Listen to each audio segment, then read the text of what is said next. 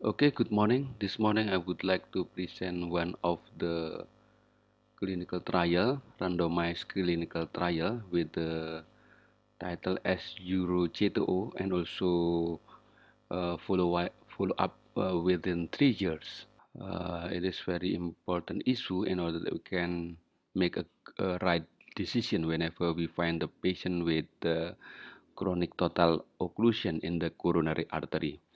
But before I continue to present this clinical trial, I would like to present one case that I have ever conducted in interventions several time ago. Okay, it is a patient, not quite old. It is only, if I'm not mistaken, 48 years of age, suffering from chest pain, but he feel maybe about 1 years already, and 1 years ago he has ever conducted angiography with the finding at that time is the critical lesion in the proximal LAD. So I try to perform angiography once more after it is already 1 years. Then you can see from this picture it is the angiography finding. There is total occlusion in the proximal and also ostial LAD. So I said to the patient at the time, I would like to try to make an effort to cross the lesion, but I'm not sure that I can success to cross the lesion. But I will make a try, make a hard effort to do that. Then finally I can cross the lesion using the little bit stiffer wire, and then we put the stent in the proximal LAD, then with a good result, I think. Okay, let me try to play this video. Okay, here it is. You can see. Can you see there is in the proximal part of the LAD there is no flow. Actually, there must be an LAD in like this. In you can see my cursor. There must be a main coronary artery here, but we cannot find it. It means that it is closed totally in the ostial part of the LAD. Okay, let's continue. Then I use it is a stiff wire. Can you see that the stiff wire can penetrate the and also cross the lesion because I support the wire using the small balloon in order that it is little bit thick to cross the lesion. You can see that the wire can cross the lesion, but there is no flow. You cannot see the flow of the blood because it is quite the stenosis is quite critical. Then after the wire can cross the lesion, we make a predilatation. It is a balloon. It is a balloon, a small balloon. We make some inflated the balloon in the proximal of the LAD until finally you can see there is a flow, the blood flow through the coronary artery. It is the LAD artery. Okay. Then after conducted several inflation of the balloon, we implant the stent in the proximal part of the LAD. Okay, you can see that the flow of the coronary artery LAD already seen a little bit, and also the branch of the LAD artery, it is already seen, and we implant the stent in the proximal part of the LAD. Okay, it is a stent we implant in the proximal part of the LAD. Then finally we can see like this. Okay, finally we can find the artery, the LAD artery. Even there is a diffuse disease in the middle and also in the distal part of the LAD, but I think it is a good result. Okay, we can compare between it is uh, it is before we perform intervention.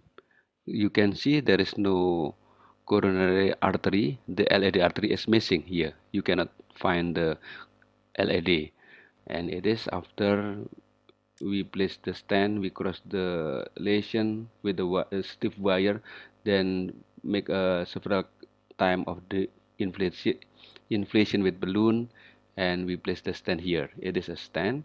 Then we find the LED. Okay, then let me continue to present this presentation. It is well known as the EuroCTO trial. It is uh, to compare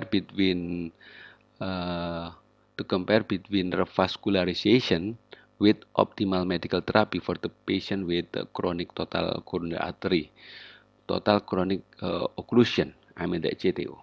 Then, as you know, that the goal of this clinical trial is to investigate, to evaluate percutaneous coronary intervention PCI plus optimal medical therapy compared with optimal medical therapy alone among patients with stable angina due to chronic total occlusion.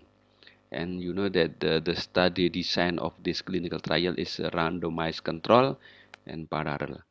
Then the follow-up until long-term period, it is about 3 years. Okay.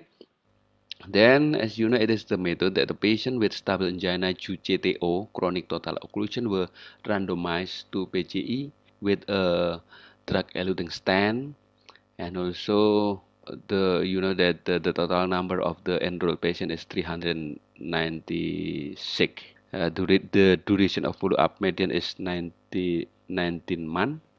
With the mean patient age 65 years and 16% is female, while 27% also diabetes. Okay, then it is the method 396 patients were enrolled in a prospective randomized multicenter open label and controlled clinical trial to compare the treatment by percutaneous coronary intervention with optimal medical treatment with two one's randomization ratio. And you know that the primary endpoint was the change in health status assessed by the Seattle Angina Questionnaire and between baseline and 12-month follow-up, and the primary endpoint after 3 years. So the result is at 12 months, a greater improvement of Seattle Angina Questionnaire subscale was observed with percutaneous coronary intervention compared to on optimal medical therapy only for angina frequency. And you know that the reaching to prospective significant level for the primary endpoint, physical limitation was also improved in the percutaneous coronary intervention group, and complete freedom from angina was more frequent with percutaneous coronary intervention. It is about 71.6% to compare to the group with optimal medical treatment only. It is about 57.8%. Okay, then here it is the diagram. You can see that the comparison between the baseline and also after follow-up with the PCI and also on medical treatment. You can see it is the maybe in the next diagram will be much more clear. Here it is.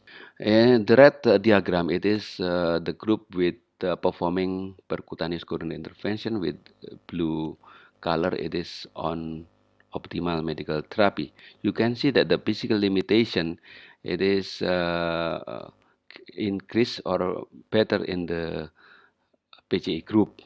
It means that the higher score mean that it is the what we call it, the improvement. And also in the anginal frequency, there is an improvement on the PCI group. It means that the number of the frequency of angina for the patient is getting decreased. Even in the diagram, the red color like higher to compare with the green color. I mean the blue color.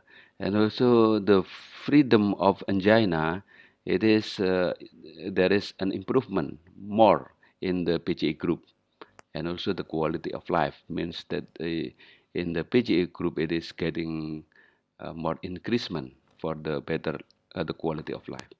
Okay, it is the Canadian classification society class. You can see that it is the green mean that it is freedom from angina. The increasement of the number of patients who can free from the angina much more higher in the PGA group to compare with the optimal medical therapy group. It is baseline with medical therapy. It is with PGA baseline to compare with the follow-up. Okay, then it is the primary endpoint at 3 years.